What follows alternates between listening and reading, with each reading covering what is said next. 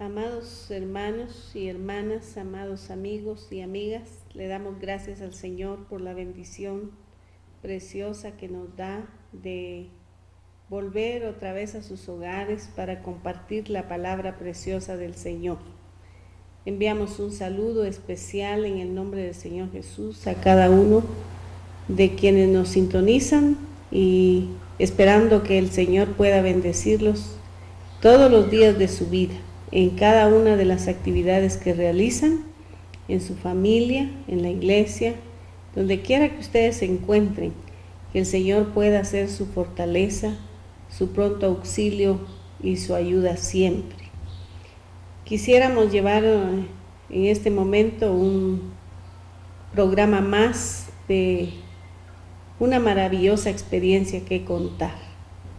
Para nosotros el vivir con el Señor es de veras una maravillosa experiencia que tenemos que compartir, que tenemos que contar a otras personas para que ellos y ellas también puedan conocer que hay un Dios todopoderoso, el Santo de Israel, el Dios que nos redime, que nos sustenta y que nos da una vida de felicidad. Quisiéramos compartir un tema, los ejemplos paternos en el Nuevo Testamento. Y en este tema tan precioso que vamos a desarrollar con la ayuda del Señor, podemos ver que todo lo que Él hace en nuestra vida, aunque parezca para nosotros negativo, siempre tendrá un final feliz. Y quisiera recordar el texto lema que siempre enunciamos en los programas y que lo encontramos en el libro de Jeremías capítulo 32 y versículo 39. Y dice ese pasaje tan hermoso que ministra nuestras vidas en familia: y les daré un solo corazón y un solo camino, para que me teman siempre, para bien de ellos y de sus hijos después de ellos.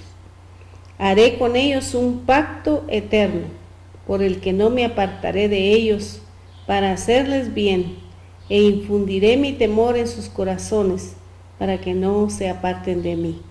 Son las cosas hermosas que el mismo Dios hace en nuestra vida para que podamos recibir de Él la bendición que tiene preparada, dispuesta desde antes de la fundación del mundo, como dice su palabra.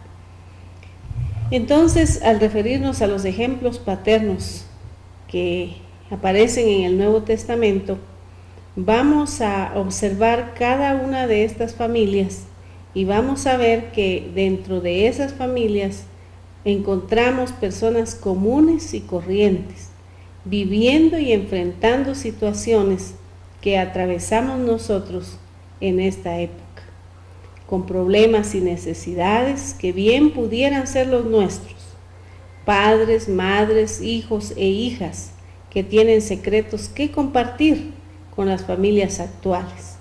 A la vez veremos principios que nos pueden ayudar a edificar nuestras propias familias de acuerdo al modelo que está establecido en la palabra del Señor. No hay cosas extraordinarias que sucedieron en aquel tiempo que no sucedan hoy. La palabra dice que lo que es ya fue y lo que será es. Entonces podemos ver que Dios, en ese manual precioso de vida que es la palabra bendita de Él, nos enseña, nos muestra, nos capacita y nos instruye de una manera muy especial para que podamos vivir una vida llena de bendición. En este caso vamos a estudiar la casa de Zacarías y Elizabeth, y aparece esa historia, ese relato, esa verdad bíblica aparece en el libro de Lucas capítulo 1, versículo 5 al versículo 80. O sea que es un párrafo extenso donde se relata la vida de Zacarías y Elizabeth. Pero vamos a leer solamente un versículo y se encuentra en el libro de Lucas capítulo 1 y versículo 6. Y dice la palabra del Señor: ambos eran justos delante de Dios y vivían irreprensiblemente en todos los mandamientos y ordenanzas del Señor. Y ambos eran justos delante de Dios y vivían irreprensible en todos los mandamientos y ordenanzas del Señor. Sin duda que para ellos se había hecho también vida la palabra del Señor, puesto que vivían irreprensiblemente. Este hogar era un hogar de una pareja de ancianos. Zacarías era sacerdote y Elizabeth era descendiente y era parte de las hijas de Aarón. Ambos eran justos delante de Dios y eran irreprensibles. Significa que ellos andaban en la verdad todo el tiempo. Tenían una conducta intachable, o sea, tenían una vida sin mancha y en rectitud delante de Dios y delante de todos los hombres que les rodeaban. Ellos estaban siempre en sintonía con los mandamientos y ordenanzas de Dios. Pero había una situación compleja en la vida de ellos. No tenían hijo, porque Elizabeth era una mujer estéril. Y ambos eran ya de una edad sumamente avanzada. Ya habían esperado durante mucho tiempo tener un hijo, pero el tiempo pasó sin que pudieran ver cumplido ese anhelo de su corazón. Ahora podríamos nosotros preguntar, ¿se amargaron ellos porque no tenían hijo? ¿Perdieron en algún momento la esperanza? La palabra del Señor dice que ellos seguían orando y esperando en el Señor. Usted le debe encontrar algún parecido a esta verdad bíblica con otra verdad bíblica que nosotros estudiamos en la palabra del Señor en el Antiguo Testamento, y se refiere a Abraham y a Sara, que también eran personas de una edad avanzada que habían esperado la promesa del Señor de darles un hijo durante mucho tiempo. Seguramente ellos, en el caso de Zacarías y Elizabeth, habrían oído comentarios negativos de sus vecinos, de sus hermanos, de sus familiares, de sus amigos respecto a la vida de ellos, especialmente respecto a la vida de Elizabeth. Quizá algunos decían, ya no es tiempo, ya pasó mucho tiempo y ellos no pudieron tener hijos. Quizá algunos podrían referirse burlonamente a Elizabeth diciendo, ahí va esa mujer que es estéril. Pues en ese tiempo realmente en Israel era una afrenta, era una vergüenza ser una mujer estéril. Era como una maldición para ellos. Sin embargo, ellos eran hijos de Dios, temerosos de Él, guardaban, dice la palabra del Señor, sus mandamientos. Y no podemos negar que de repente pudieron haber momentos de incertidumbre en la vida de ellos, momentos de desánimo, de confusión, a tal grado que Zacarías no creía lo que el ángel le manifestó cuando le visitó. Entonces, ¿qué pasaba en relación a Dios? ¿Qué pasaba en relación a Dios respecto a ellos? ¿Qué sucedía? Quizá lo mismo que nos pasa a todos cuando vemos que no vamos a alcanzar lo que nuestro corazón anhela. Pero había algo muy particular, muy especial en esta pareja, y es que no permitieron que la amargura entrara en su corazón. Ellos seguían orando al Señor. Es lo mismo que nos pasa en la vida diaria. De repente nuestro hijo, nuestra hija, nuestro esposo o nuestra esposa no se convierten al Señor y nosotros seguimos esperando. Pero a cierto tiempo nos desesperamos y empezamos a sacar nuestras molestias e incertidumbre. No hacemos lo que hacía esta pareja. Ellos seguían orando, continuamente oraban, pidiendo al Señor quizá no solamente ese hijo que anhelaron cuando se casaron, sino que la fortaleza, el ánimo, la paz y el gozo que tanto se requiere en nuestra vida cuando las circunstancias son adversas. Usted debe recordar que ellos ya eran ancianos. Ahora nos podríamos preguntar, si eran ancianos, ¿de cuántos años ellos se habrían unido en pareja? de cuántos años ellos podrían haberse casado. Significa que eran años y años y años de espera y de llevar también la afrenta y la vergüenza de no poder tener hijos. Pero cuando Zacarías ofrecía el incienso en el santuario, ese incienso era quemado durante la adoración. Significa que él estaba adorando. En ese momento que él estaba adorando al Señor, quemando el incienso que llegaba como olor grato a la presencia del Señor, se le apareció un ángel y le dijo: tu oración ha sido contestada. Tu mujer Elizabeth te dará a luz un hijo y llamarás su nombre Juan, y tendrás gozo y alegría. Tu oración ha sido contestada. No dice una de las oraciones que has hecho ha sido contestada. Significa que hasta ese momento todavía Zacarías y Elizabeth oraban al Señor por un hijo. Y dice la palabra que el ángel se le apareció y le dice: tu oración ha sido contestada. Y se refirió exactamente a lo que ellos habían estado pidiendo durante mucho tiempo, durante muchos años. Tu mujer Elizabeth te dará a luz un hijo y llamarás su nombre Juan, y tendrás gozo y alegría. Miren qué precioso. La bendición de tener hijos debe darnos gozo y debe darnos alegría. Mucha gente espera hijos por muchos años. Y algunos de nosotros tenemos la bendición preciosa, no algunos, muchos de nosotros tenemos la bendición preciosa que Dios nos da luego hijos. Pero esos hijos deben causarnos a nosotros gozo y alegría. Dos cosas muy importantes en nuestra vida. Zacarías realmente no lo podía creer. Pueden ustedes imaginar cuántos años Zacarías había pedido un hijo, y en el momento que el Señor contesta la oración, él no podía creer. Tuvo realmente en su corazón un temor innecesario, como lo tenemos muchos cristianos en diversas circunstancias. Digo innecesario, porque realmente si el Señor estaba respondiendo la oración, no había necesidad de temer, o de afligirse, o de angustiarse. Pero cualquier cosa pudo haber venido a la mente de Zacarías. Ya estoy muy viejo, ¿cómo voy a mantener al niño? ¿Cómo voy a hacer para criarlo? ¿Cómo voy a ayudar a mi esposa? ¿Qué irá a decir Elizabeth? ¿Cómo lo irá a recibir? ¿Qué pensará? ¿Cuántas cosas pudieron venir a la mente de este varón? Un sacerdote, alguien que adoraba continuamente a Dios en el templo. Entonces, ellos lo habían esperado tanto, pero ahora que un ángel le daba la noticia, él no lo podía creer. Y por esta causa, la causa de su incredulidad, quedó mudo hasta que Juan nació.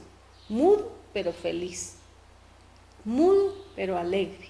Una palabra muy interesante que el ángel le dio a Juan aparece en Lucas capítulo 1, versículo 17.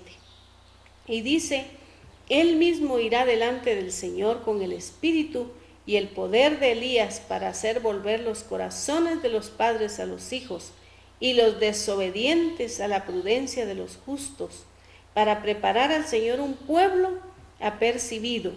No dijo los corazones de los hijos a los padres, sino los corazones de los padres a los hijos. Quiere decir que los padres han abandonado su tarea, han abandonado a sus hijos, los han considerado un estorbo en su carrera profesional o en su vida misma. Dice que Juan irá delante del Señor con el espíritu y el poder de Elías para hacer volver los corazones de los padres a los hijos. ¡Qué tremendo! Para preparar al Señor un pueblo apercibido, y también para volver a los desobedientes a la prudencia de los justos.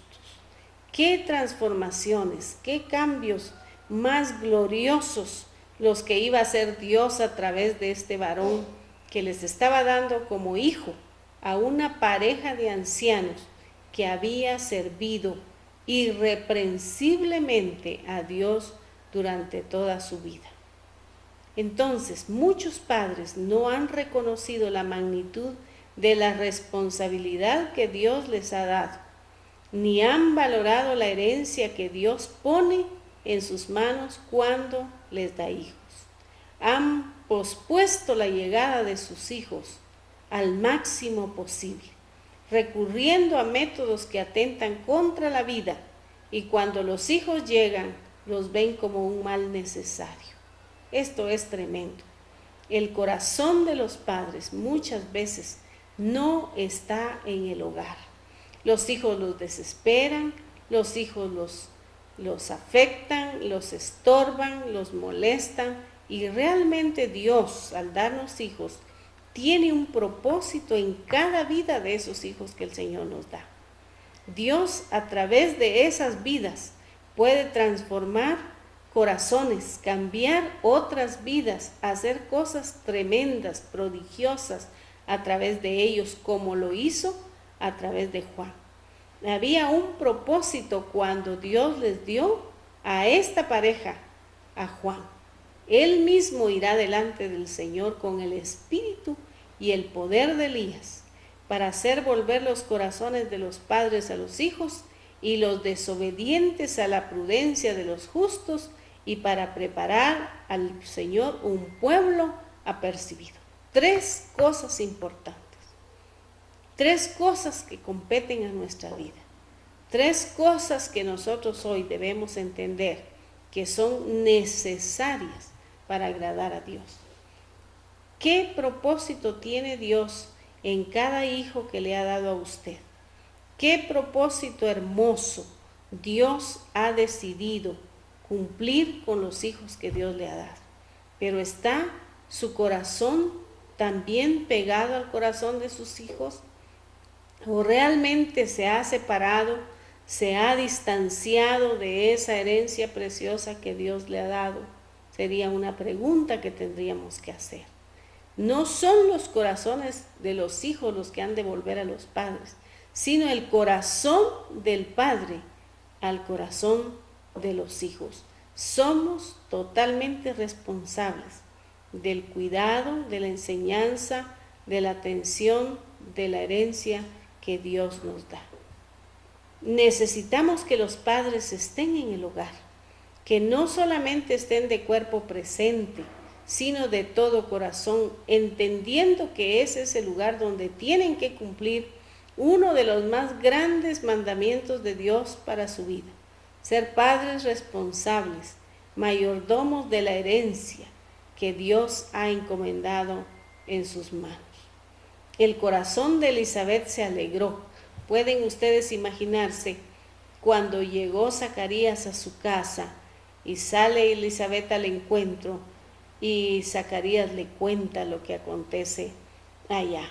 Pero tremendo, porque sin duda que Zacarías tenía que encontrar la forma de contarle a ella lo que había acontecido, porque se recuerdan que por la incredulidad él quedó totalmente mudo. Así dice Lucas 1:25: ha hecho conmigo el Señor en los días en que se dignó mirarme para quitar mi afrenta entre los hombres. Fue la respuesta de Elizabeth a la situación gloriosa que Dios había manifestado a la vida de ellos, dándoles un hijo. El corazón de ella se alegró. ¿Cómo hizo Zacarías para contarle? ¿De qué forma transmitió también su alegría? Pero la respuesta de ella fue: así ha hecho conmigo el Señor en los días en que se dignó mirarme para quitar mi afrenta entre los hombres. Cuánta pena y cuánta vergüenza sufriría esta mujer porque lo manifiesta de esa forma en este versículo. Podemos entender entonces que la familia fue diseñada para tener hijos. La afrenta en ese entonces era no tener hijos. La afrenta hoy es tener hijos. Cómo han cambiado los tiempos, cómo el hombre ha transformado los planes de Dios, y por eso se ha distorsionado también la humanidad. La afrenta en ese tiempo era no tener hijos. Y la afrenta hoy es realmente tener hijos. Nos fastidian los niños, nos molestan, nos desesperan. Y realmente eso delante de Dios no es agradable. Le dijeron a Juan para que te alegres y para que estés feliz. Uno de los peores pecados del pueblo de Dios en el Antiguo Testamento había sido que los padres no habían amado a sus hijos lo suficiente como para enseñarles los caminos y los mandatos de Dios. Cualquier persona puede manifestar que ama a su hijo porque le provee de todo. Todas las comodidades Él las tiene en su casa para que sus hijos las vivan, las disfruten. Pero no es el amor suficiente eso. El amor suficiente se manifiesta delante de Dios cuando los padres les enseñan a sus hijos los caminos y los mandamientos de Dios. Ahí se ve el mayor amor que los padres puedan tener a los hijos, porque realmente debemos pensar a dónde va a ir mi hijo o mi hija en la eternidad. ¿Cuál será el destino de ellos? No debe importarnos solamente la vida presente, debe importarnos la vida eterna en la cual ellos van a disfrutar o a sufrir. Con la venida de Juan y el Evangelio de Cristo, el corazón de los padres se tendría que haber vuelto a los hijos. Esta es una afirmación clara que uno de los fines del Evangelio es restablecer una buena relación entre padres e hijos, mediante la predicación del arrepentimiento y el señorío de Cristo. Los padres se volverán dedicados y responsables para atender a sus hijos con una actitud de justicia. Es necesario entonces que la relación armónica entre padres e hijos se mantenga. No podemos vivir en una casa como enemigos, no podemos vivir distanciados. Para que el Evangelio pueda ser sembrado en el corazón de los hijos, debe haber una relación de armonía entre padres e hijos. No podemos ser mentirosos, pensando y diciendo, yo tengo una comunión perfecta con Dios, si la comunión que tengo con mis hijos no es la correcta. Tenemos que tener la relación adecuada, correcta en nuestra familia, para que nuestra relación con Dios también sea la correcta. Si la iglesia actual deja de ser lo que Dios quiere que sea, una causa será que una vez más el corazón de los padres ha abandonado a sus hijos al dejarlos de amar, dedicarles tiempo y enseñarles con diligencia la palabra y las normas justas de Dios. Como resultado, los hijos rechazarán los caminos de Dios. Si la iglesia deja de responsabilizar a los padres de la gran necesidad que hay de que ellos enseñen a sus hijos y los preparen para que caminen en las sendas de Dios, realmente tendremos como resultado hijos, jóvenes, adultos, que no caminarán con Dios, sino que rechazarán la deidad de Dios y las bondades de Dios. Por eso es necesario que como iglesia nosotros responsabilicemos a los padres y a las madres de la enseñanza y de la preparación de los hijos para el conocimiento de Dios. Tenemos que ser prácticos.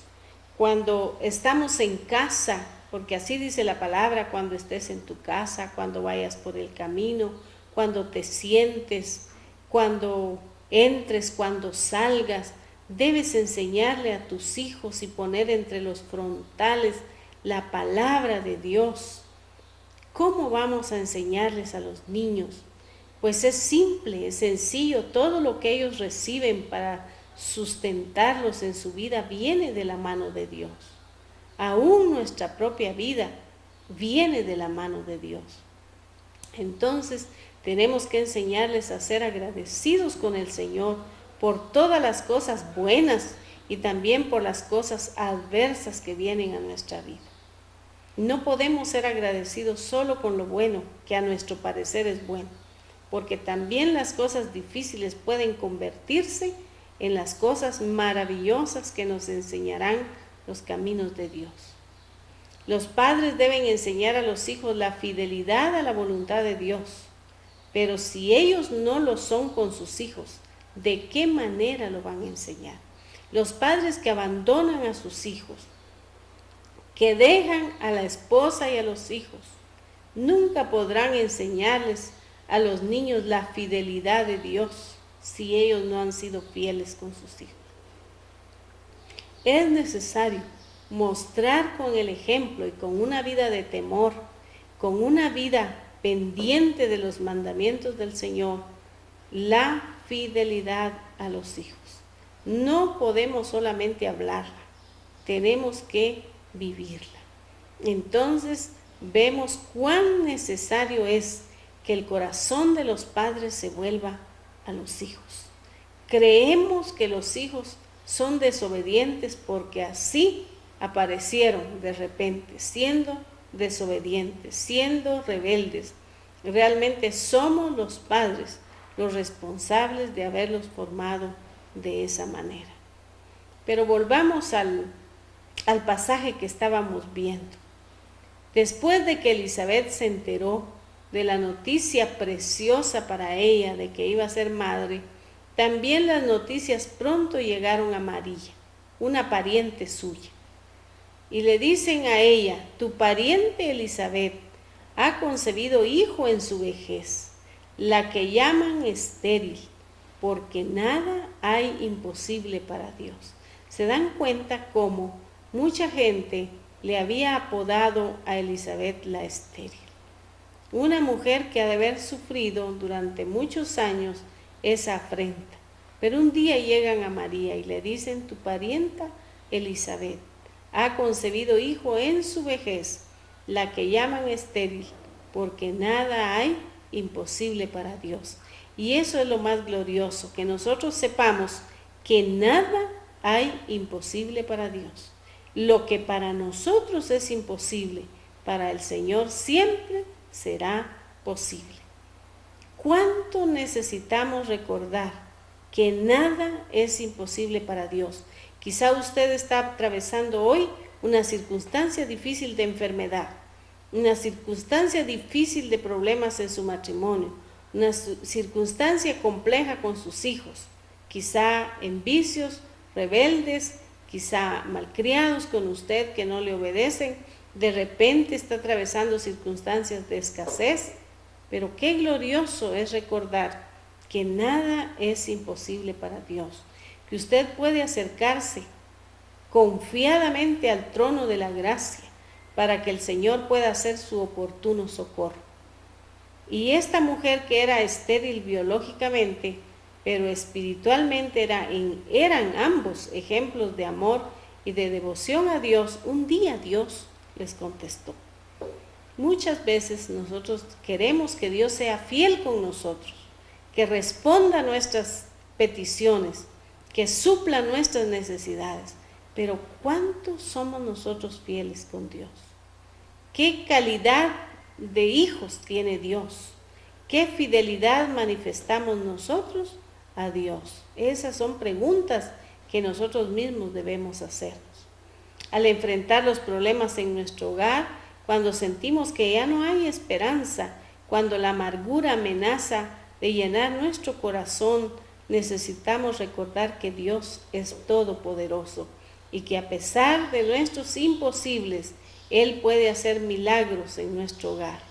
Y realmente podemos llamarle a la casa de Zacarías y de Elizabeth la casa del milagro, donde Dios hizo un milagro glorioso, dándoles en la vejez un hijo.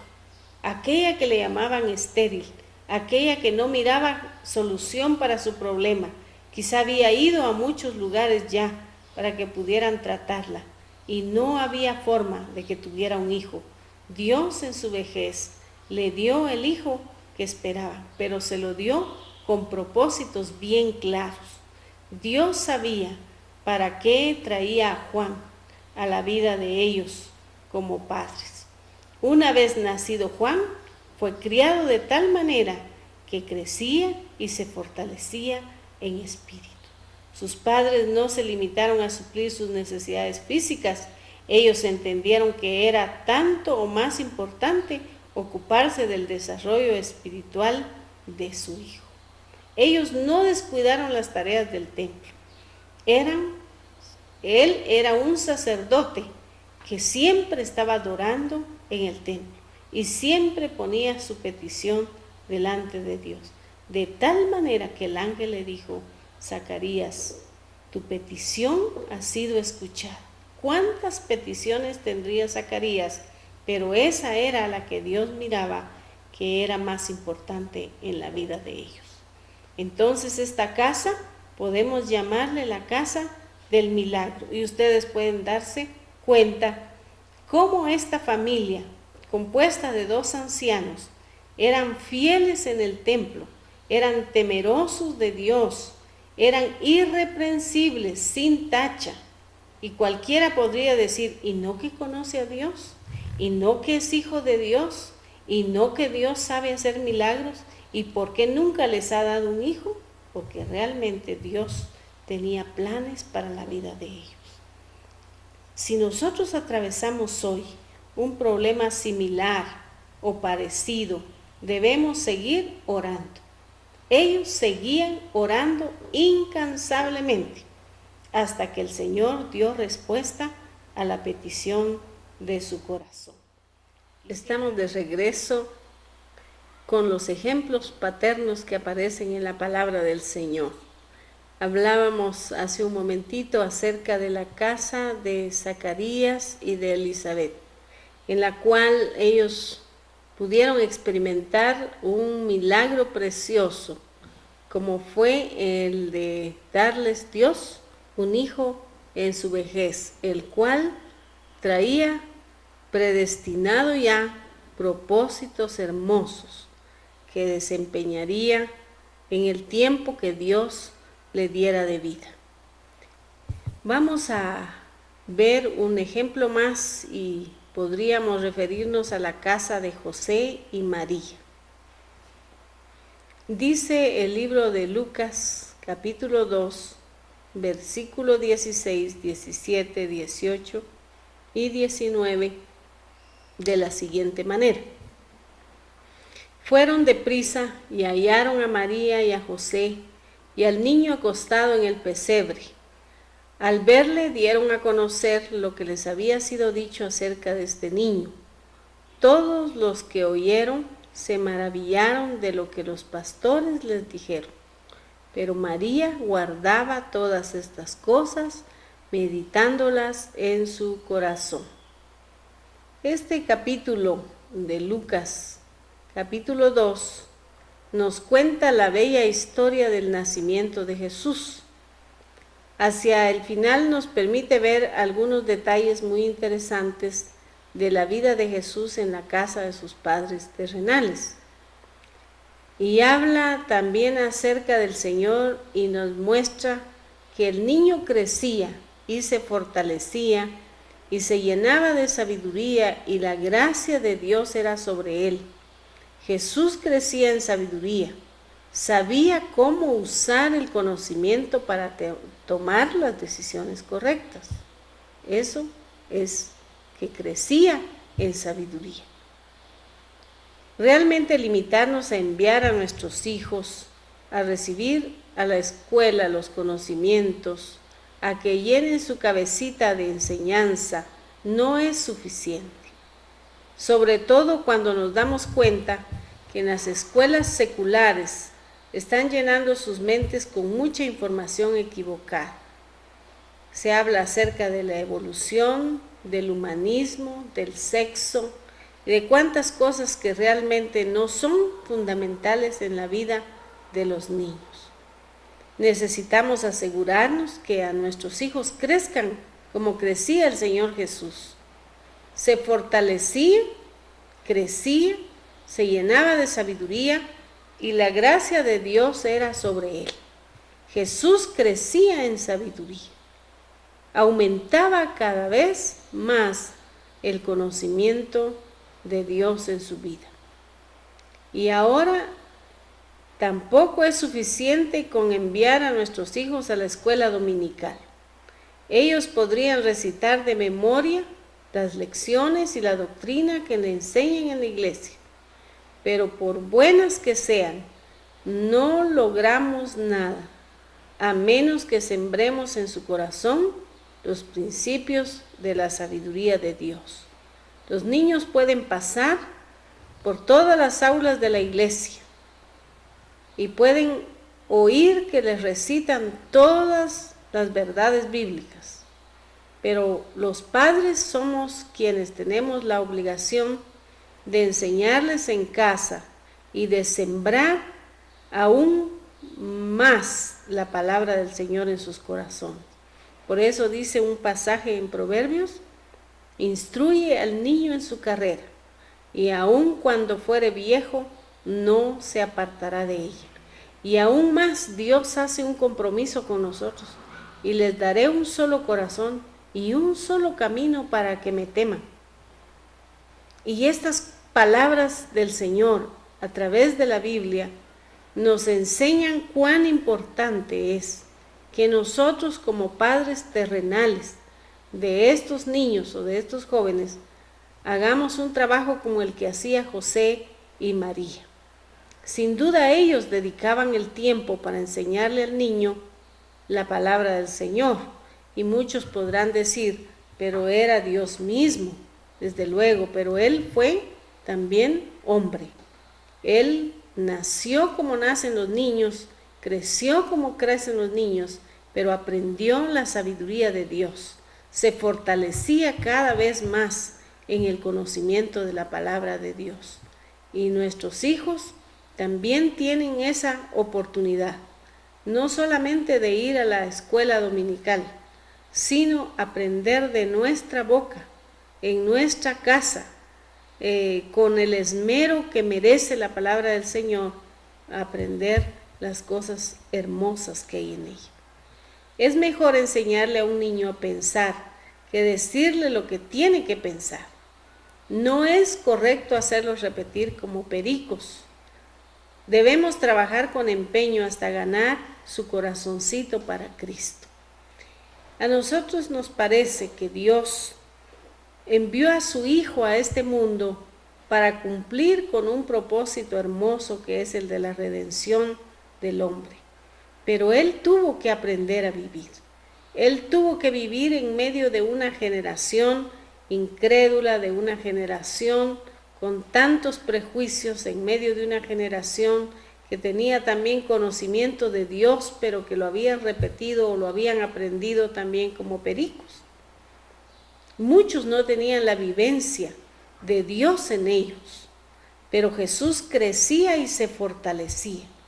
La sabiduría era con él, la sabiduría del Padre, la sabiduría que Dios quería que él tuviera y que quiere que nuestros hijos también tengan. Algo notable sucedía en casa de José. Tenían en casa un niño que hoy podríamos definir como un superdotado. Era capaz de discutir con los doctores de la ley de tal manera que se maravillaban de él, de su inteligencia y de sus respuestas. Podríamos decir un niño de 12 o de 13 años sentándose con los abogados, con los magistrados, con la gente que tiene conocimiento pleno.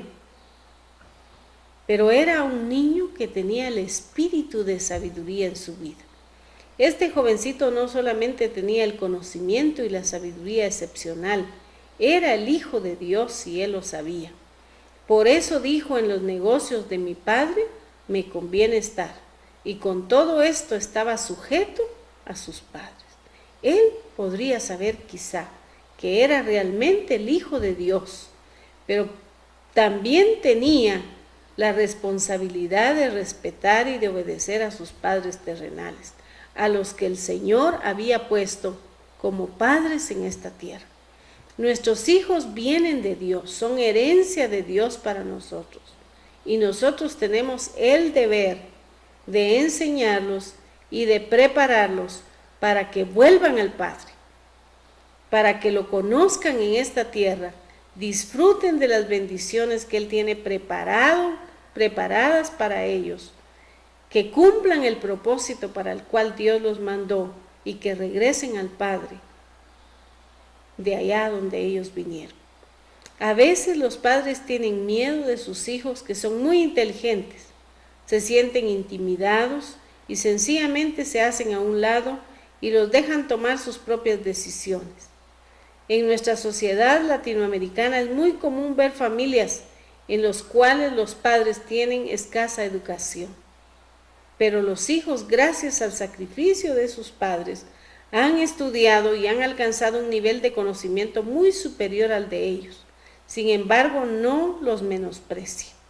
Es un reto, pero el padre y la madre con gracia deben enseñarles a obedecer.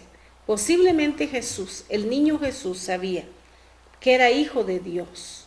Sin embargo, él no menospreciaba a sus padres terrenales, a José y a María.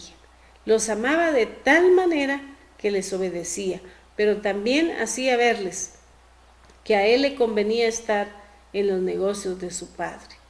Crecía en sabiduría, crecía en conocimiento, crecía en espíritu.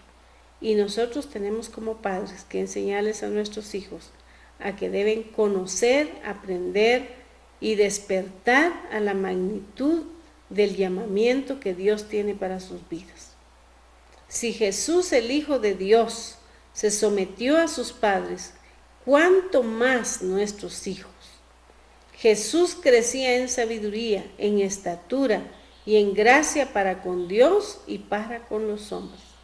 La gracia y la sabiduría de nuestros hijos debe manifestarse de forma interna para con Dios, pero también de manera externa para con los hombres. Nuestros hijos deben ser conocidos por su sabiduría y por su gracia. Pero ¿quiénes van a enseñar esa sabiduría? ¿Y quiénes van a enseñar esa gracia? Los maestros en la escuela no son los indicados. Los maestros de la escuela dominical tienen un compromiso, pero los indicados a enseñarles a los niños en casa la sabiduría, la gracia, el conocimiento del Señor son los padres. Se dio realmente un mensaje, y esta es una historia que se cuenta, que se dio un mensaje acerca de un joven de 23 años que estaba en la cárcel. Este muchacho manejaba borracho y se impactó contra un vehículo estacionado fuera de la casa de su hermano. La policía lo detuvo y lo encerró. Cuando su madre supo del asunto, dijo que no quería saber nada del hijo. Solamente una de sus hermanas fue a verlo a la cárcel.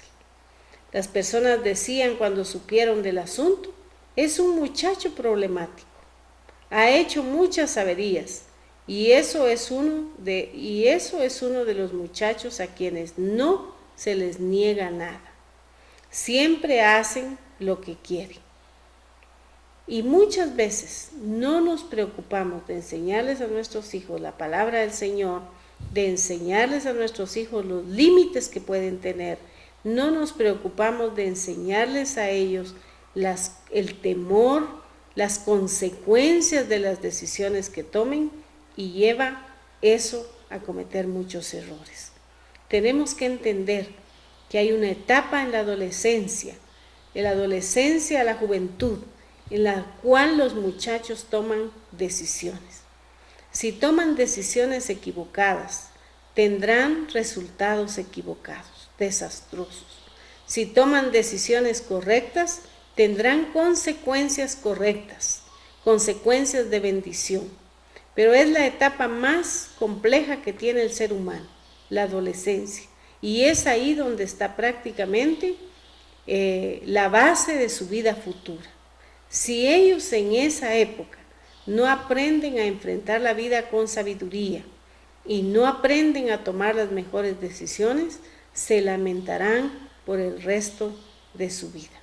¿Cuán necesario es entonces observar estos ejemplos de muchachos que nunca tuvieron la bendición de tener padres que pudieran sentarse con ellos a enseñarles. De repente sí se sentaban a la mesa para aprender a fumar, para aprender a tomar, para aprender a mentir, para aprender a hacer negocios fraudulentos, para aprender muchas cosas que les acarrearon en su vida tristeza, desgracia, desilusión y amargura. Y cuán importante es que nosotros apartemos tiempo para sentarnos con nuestros hijos y contarles las verdades que aparecen en la palabra, porque realmente no son historias, son verdades bíblicas las que hay ahí. Sucedieron por el milagro precioso de la mano del Señor. Y vemos cuántas cosas podemos aprender en la palabra del Señor acerca de aquellos que temieron el nombre de Dios y que andaron en sus caminos. Realmente yo anhelo que Dios nos permita criar hijos que sean conocidos por su sabiduría. Esta casa podemos llamarle la casa de la sumisión, la casa donde vemos obediencia de un hijo que a pesar de ser Dios mismo, obedecía a sus padres. Un hijo que aprendía, que crecía en el conocimiento de Dios y sin embargo alguien que ya empezaba a trabajar en los negocios de su padre. ¿Cuánta necesidad hay hoy día de que los padres dispongan de un tiempo para amar a sus hijos, de un tiempo para acercarse a ellos, de un tiempo para enseñarles, para platicarles, para contarles de las grandezas que Dios ha hecho en la vida de cada uno de ellos como padres? Si recordamos a Abraham, a Isaac, a Jacob, podemos ver cómo ellos pudieron tener un mismo Dios, el Dios de Abraham, el Dios de Isaac y el Dios de Jacob. Cuán hermoso es que nosotros seamos generaciones y generaciones de cristianos temerosos de Dios, que contemos de las verdades y de las maravillas que Dios ha hecho con nosotros, que contagiemos a otros, que podamos compartir las verdades que Dios nos ha mostrado en su misericordia. Hoy mucha gente se lamenta de tener a sus hijos en problemas, pero en Dios no hay nada perdido. Yo sé que Dios tiene propósitos grandes para cada vida. Y si usted confía en el Señor y atraviesa una situación difícil con sus hijos, pero usted nunca tuvo la enseñanza, ni la dirección, ni tuvo el consejo oportuno para que pudiera acercarse a estos niños o a estos jóvenes, hoy confiadamente usted puede acercarse al trono de la gracia para que venga el oportuno socorro de parte de Dios y alcance a su familia y alcance a sus hijos y pueda ser usted de los pioneros en su familia para llevar la palabra del Señor, el conocimiento del Señor. Tenemos que proclamar que en nuestras generaciones habrán siempre siervos y siervas de Dios, gente conocedora de la palabra del Señor, que pueda alcanzar a otras almas, que pueda contagiar a otras vidas de lo que Dios hace. Por eso este programa se llama Una maravillosa experiencia que contar, porque en todo lo que hacemos siempre se ve la mano de Dios y tenemos una maravillosa experiencia que compartir con los demás. Usted no se atormente, no se desespere, no quiera poner fin a su vida, no quiera pensar que todo se acabó, que no tiene solución. En Dios siempre hay solución. El Señor tiene oportuna ayuda para los que le buscan, pero tenemos que acercarnos, tenemos que buscar su rostro, tenemos que decirle que estamos necesitados de su auxilio, de su ayuda. Si usted es cristiano o cristiana y atraviesa hoy día circunstancias difíciles, no se desespere. La palabra del Señor nos muestra a través del pasaje donde aparece la vida de Zacarías y Elizabeth que lo imposible para él es posible. Y así dice la Biblia. Todo lo que para el hombre es imposible, para Dios es posible. Pero Dios está esperando que nos acerquemos. Está esperando que dependamos de Él. Está esperando que le reconozcamos como Dios en nuestra vida. Quizá hemos tenido otros dioses en nuestra vida antes que a Él. Y usted no conoce al Señor y cree que necesita ayuda porque algo está aconteciendo en su vida que lo está desesperando. Busque al Señor, busque auxilio, acójase a esa mano poderosa, a esa mano misericordiosa que siempre está dispuesta a auxiliarnos. Yo le agradezco mucho la atención que pudo habernos prestado para este programa y anhelo que Dios le haya hablado, que el Espíritu Santo haga una obra perfecta en su vida, que usted sea alcanzado y alcanzada para ver las gloriosas maravillas de Dios, para ver el poder interminable de Dios y para ver la bondad de Dios en la tierra de los vivientes, como dice la palabra del Señor. Por eso, su palabra es una luz que alumbra nuestro camino. Es una lámpara que va encendida para que nosotros podamos conocer la verdad. Y únicamente la verdad que está en esa palabra gloriosa. Yo le agradecería mucho que inclinara su rostro y si tiene usted alguna necesidad, ahora mismo vamos a unirnos en oración para decirle al Señor que tenga misericordia y que responda su petición. Incline su rostro y oremos al Señor. Padre que estás en el cielo, estamos tan agradecidos, Señor, por tu bondad y tu misericordia. Gracias, Señor, por el cuidado que tienes de nosotros como tus hijos. Pero yo vengo a suplicarte esta mañana que visites la casa, Señor, de mis amigos, de mis amigas, de mis hermanos y de mis hermanas, como visitaste la casa de Zacarías, la casa de Elizabeth, la casa de José y la casa de María. Señor, yo sé que hay necesidades en esos hogares, en esas vidas. Entiendo, Señor, que tú tienes propósitos para ellos, que quizá les has dado hijos que un día llevaron alegría a su corazón, pero hoy, Señor, llevan tristeza. Quizá ellos no cumplieron con la responsabilidad de enseñarles tu palabra, de repente porque no sabían, Señor, porque ignoraban la responsabilidad delante de ti. Pero hoy que han escuchado, Señor, que como padres debe volverse el corazón nuestro al corazón de nuestros hijos, yo te ruego que toques el corazón de esos padres y que vuelvan, Señor, al corazón de sus hijos. Si alguien abandonó a sus hijos, Señor, abandonó su casa, yo te ruego que puedas poner en él la necesidad de buscar tu rostro, de pedir perdón y de que tú puedas extender tu mano maravillosa de misericordia para restaurar la paz y la bendición en su vida. Te agradecemos, Señor, en esta mañana. Te rogamos que pongas tu mano poderosa en el cuerpo de mis hermanos y hermanas enfermas. Señor, tú conoces esa necesidad. Obra sobremanera, Señor, de una manera sobrenatural, sanando, liberando de cualquier enfermedad o dolencia. Si hay escasez en la vida, Señor, de ellos, escasez económica, yo te ruego que puedas tú preparar el alma de ellos, porque así dice tu palabra. Señor, que podrá primeramente desarrollarse nuestra alma, Señor, avanzar para que pueda también venir la bendición material a nuestra vida. Suple las necesidades, Señor, que haya alimento en la mesa de ellos, que haya un bocado que llevarse, Señor, a su boca. Te rogamos por los hospitales, por las cárceles. Te suplicamos por tus hijos necesitados, Señor, por tus siervos, por tus obreros.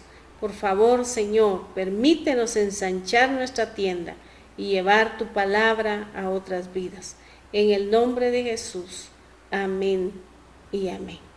Les bendecimos en el nombre del Señor y le manifestamos que estamos a la orden. Si usted no tiene una iglesia donde congregarse o tiene necesidad de oración, hemos recibido mensajes, hemos recibido llamadas de personas que tienen mucha necesidad. Y nosotros con mucho gusto hemos estado orando por la vida de ellos, intercediendo delante del Señor.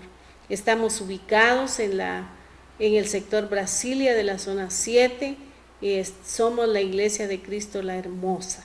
Estamos para servirle con todo nuestro corazón. Que el Señor le bendiga y hasta una próxima oportunidad. Amén.